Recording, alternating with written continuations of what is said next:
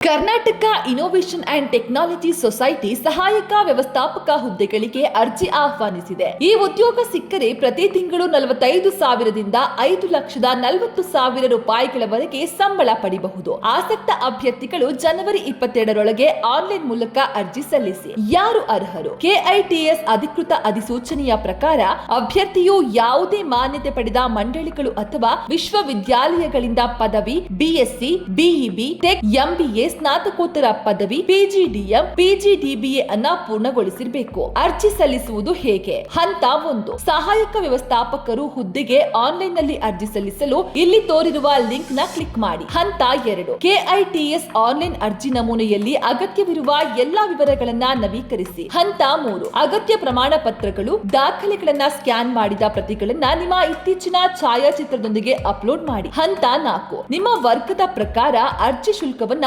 ಪಾವತಿಸಿ. ನೇಮಕಾತಿ ಪ್ರಕ್ರಿಯೆಯನ್ನ ಪೂರ್ಣಗೊಳಿಸಲು ಕೊನೆಯದಾಗಿ ಸಲ್ಲಿಸುವ ಬಟನ್ ಮೇಲೆ ಕ್ಲಿಕ್ ಮಾಡಿ.